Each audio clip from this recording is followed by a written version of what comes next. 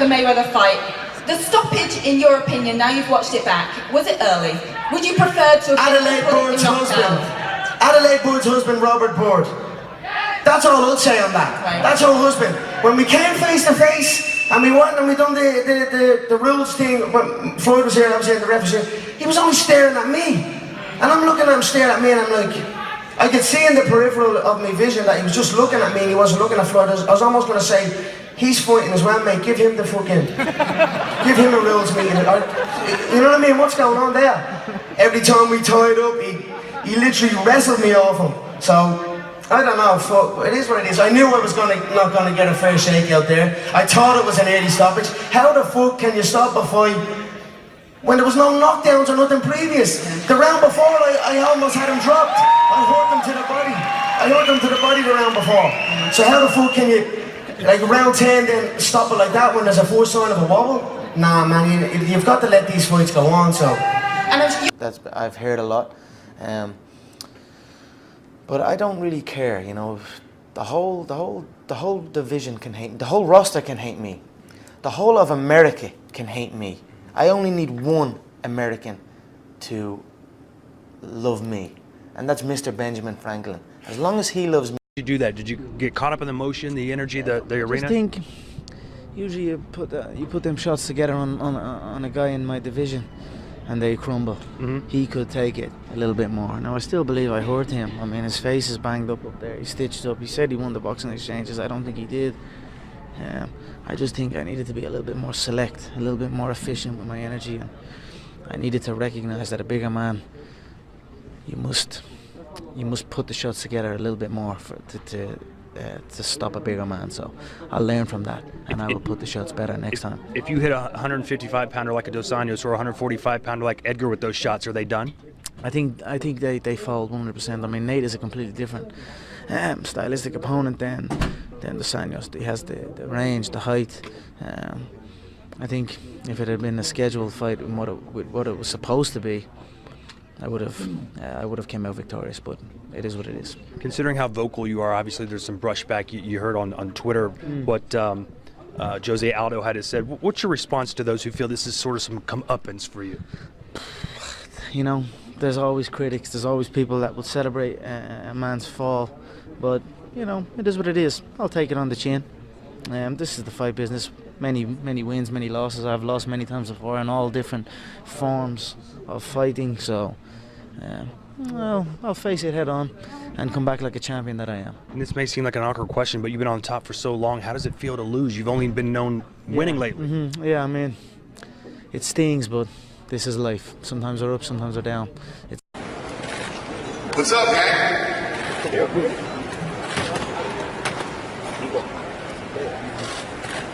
Any questions for me?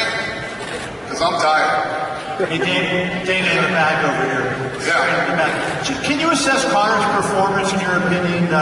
Did he do better than you thought? Was this what you saw in training at the Performance Institute? Yeah, no, I'm so proud of Conor tonight. And, you know, it's not the fight that I thought it was going to be. It was a completely different fight than I expected. You know, Conor, when you get into professional boxing, right?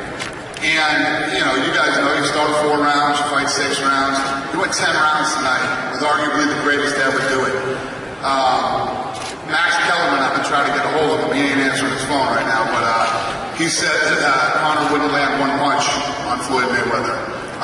You know, a lot of people that were super negative about, you know, this boxing match with Floyd and Conor looked unbelievable.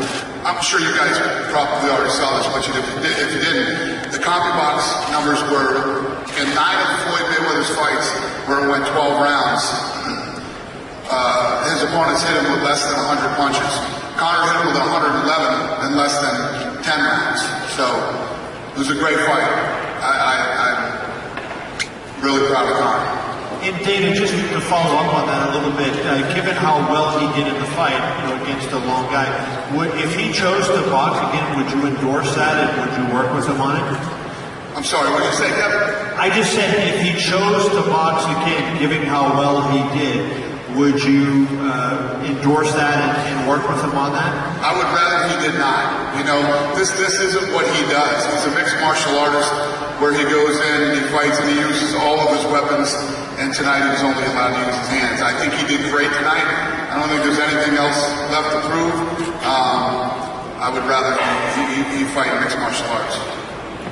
Jade, I guess just to kind of follow up on that, let's not talk about Conor McGregor specifically. I mean, this was a special, unique event. Would you be open to entertaining the idea of ever doing this? It's how you handle it that makes you who you are. So I will handle it well. Thanks for the time. Thank you. They can relax. They are in a new place, so it's good. That's something I always dreamed of. I always visualized what giving would feel like. Given to people who have given to me, what that would feel like. I always dreamed of just showing up one day and be like, here. And that would always give me like good feelings. When people ask you about pressure and pressure you face in your life, in your career, you always say that you enjoy that pressure. What pressure? There was a lot of pressure on you, whatever you say, whether you don't feel it. You delivered because you delivered on a promise. You delivered against a secondary opponent. Was the bookie's favourite? Who was the bookie's favourite? I was the favourite against Jose, but when Chad got replaced, he was the favourite. The whole industry thought this was the one. He's not going to overcome this. I smiled at myself and I went in there and KO'd Chad inside 2 rounds. Maybe previous, when all the stuff is going on, all the obligations, the injuries, the hours that you're away from your comfort. But when you're in it and you're there, when you've made it to the octagon, I feel free. That's why I'm saying I don't feel pressure on fight night. I don't feel pressure when I make that walk. Someone asked me what it's like when I make that walk, what it's like when you walk out into that arena, and I swear on my life, when I walk out to that arena, I honestly feel like I'm unshackling chains off of me. Do you know what I mean? I feel like I'm chained and I'm carrying a cross or something. And then when I get to that octagon, I'm peeling it all off. And when I finally step foot in that octagon and place my bare feet on that special UFC canvas, I feel free. Now what I am doing this for is finally here. I'm not doing this for this. I'm not doing this for fake acting and pretending I can, you know what I mean? Trying to give emotion to some guy that wants emotion from me for a shot. I can't do that. I don't do this for that. But I understand that it's a double-edged sword and you must do that. I do it for the competition, to step foot inside that octagon, to have that feeling of freedom. So that is why I say I don't feel pressure in there. I do not. I'm not as familiar with the American sports, but of course I'm familiar with Michael Jordan. He was a legend of the game.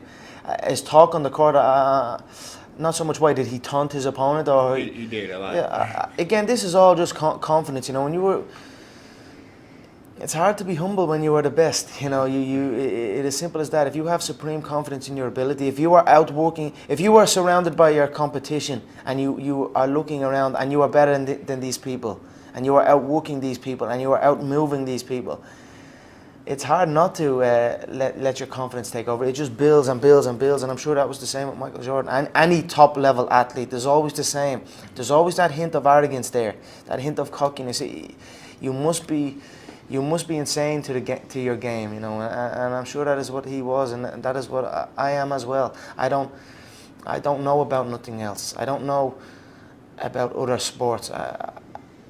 I simply know about fighting. I have tunnel vision to this game. I know about movement, so I definitely have watched some basketball and admire their movement and their explosiveness.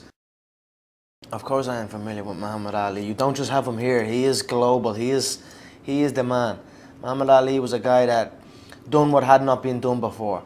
Changed the face, not only the face of his game, but the face of the world. You know, he was outspoken. He fought for what he believed in, and that he was charismatic. He was a legend, a hero, and I looked up to him. One of my first heroes was Muhammad Ali. When I was 11 years old, there was a group of people and they tried to attack me, and a fight broke out, and it was just me and one guy before everyone else jumped in on me. But we were fighting each other, and I slipped a punch, and I shuffled my shoulders and said, Muhammad Ali, and threw a shot. And he rolled under the shot but fell into a knee, and I ended up on top of him. So I'm at the calling myself Muhammad Ali, and I'm punching him in the head, and then somebody came in and tried to kick me, and then a whole group of them came in, and it was just a big fight, but it was me against 6 of them, and I ended up getting my ass whooped. But for that first guy, you whipped him out.